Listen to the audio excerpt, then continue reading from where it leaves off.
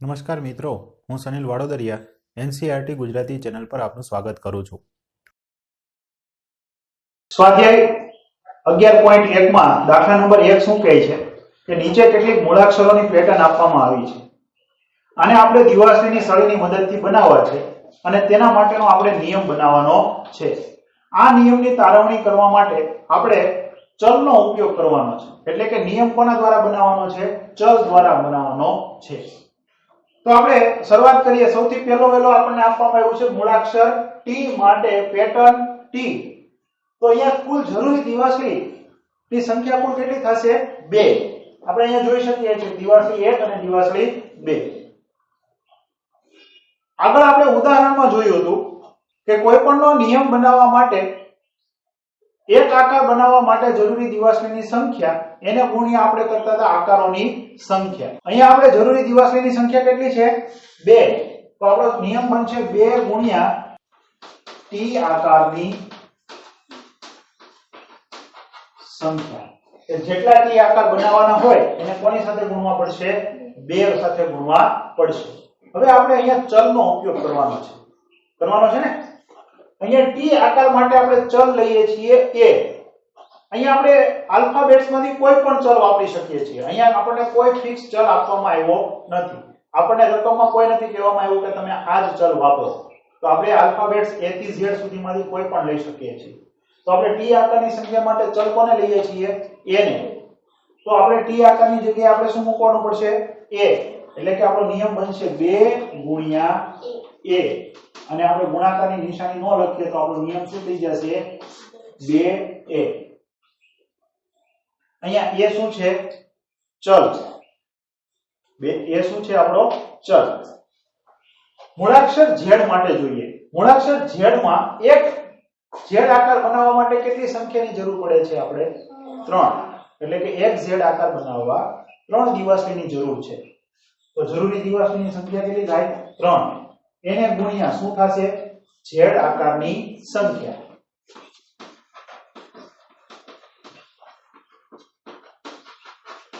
હવે આપણે ચલ લઈ લઈએ. Z આકારની સંખ્યાને આપણે કોના વડે દર્શાવીએ? ચલ વડે. હવે ચલ આપણે બદલાવીએ છીએ. Z આકારની સંખ્યામાં ચલ વાપરીએ છીએ b.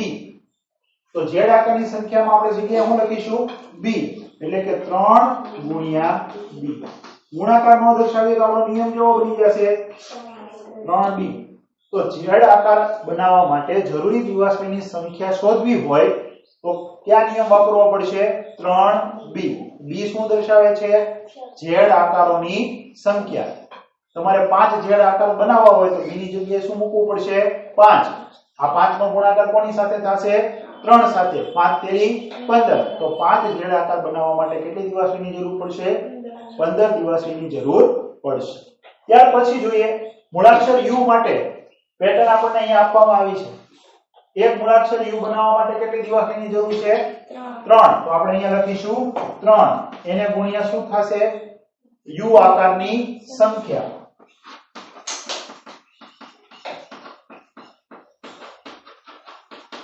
ચલો u આકારની સંખ્યાને આપણે ચલ વડે દર્શાવીએ. કોઈ પણ ચલ લઈ લઈએ. કયો લેશું? a લ્યો. તો 3 ગુણ્યા l. ગુણાકાર નો દર્શાવો તો આપણો શું થશે? 3l. આ કોની માટેનો નિયમ છે? મૂળાક્ષર u માટેનો નિયમ. મૂળાક્ષર u બનાવવા માટે જરૂરી દિવાસળીની સંખ્યા ગોતવી હોય તો કયા નિયમની મદદથી મળશે આપણને? 3l. ત્યાર પછી ચોથું ઉદાહરણ આપણને આપવામાં આવ્યું છે મૂળાક્ષર v માટેની પેટર્ન. મૂળાક્ષર v માટે આપણે કેટલી દિવાસળીની જરૂર છે? 2. તો આપણે અહીંયા લખીશું 2 ગુણ્યા v આકારની સંખ્યા. v આકારની સંખ્યાને આપણે કોઈ પણ ચલ વડે દર્શાવીએ. કયો ચલ લેવો છે આપણે? q. 2 ગુણ્યા q. ગુણાકાર ન દર્શાવીએ તો 2q. આ આપણો ચલ સાથેનો નિયમ. મૂળાક્ષર v બનાવવા માટે જરૂરી દિવાસળી સંખ્યાનો નિયમ શું થશે? 2q. અહીંયા q શું છે? ચલ. ત્યાર પછી આપણને આપવામાં આવ્યું છે મૂળાક્ષર e માટેની પેટર્ન. મૂળાક્ષર e માટે આપણે અહીંયા જોઈએ છે કે કુલ 5 દિવાસળીની જરૂર પડે છે. તો આપણે એક e આકાર બનાવવા માટે જરૂરી દિવાસળીની સંખ્યા કેટલી છે? 5. એને ગુણ્યા શું આવશે? e આકારોની સંખ્યા.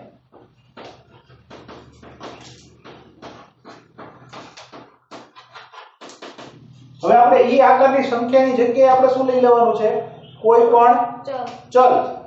ચલો કયો ચલ લેશું પરિબેન? y. તો આપણે e આકારની જગ્યાએ શું મૂકી દઈએ? y. 5 ગુણ્યા y એટલે શું બનશે? 5y. આ આપણો નિયમ. કોની માટેનો નિયમ કયો?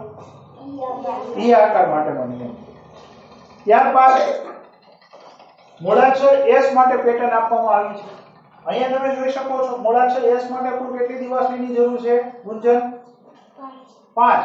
તો અહીંયા આપણે એક મૂળાક્ષર બનાવવા માટે જરૂરી દિવાસળીની સંખ્યા કેટલી લખી? 5. એને ગુણ્યા શું આવશે? s આકારની સંખ્યા. હવે s આકારની સંખ્યામાં આપણે કોઈ ચલ ધારી લો. કયો લેશું? v. તો 5 ગુણ્યા શું આપણે લેશું? v.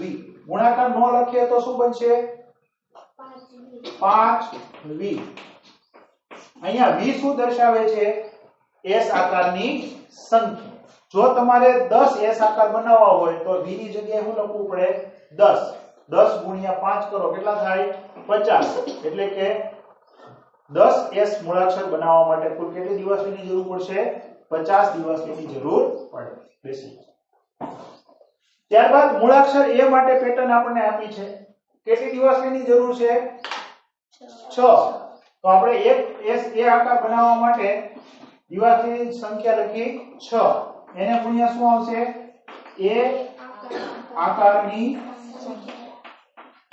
સંખ્યા. આની જગ્યાએ કોઈ એક ચલ ધારી લઈએ. કયો ચલ ધારશું બેન? o. તો 6 ગુણ્યા o. ગુણાકાર કાઢી નાખીએ તો શું આવશે? 6o. આ શૂન્ય નથી. શું છે? o.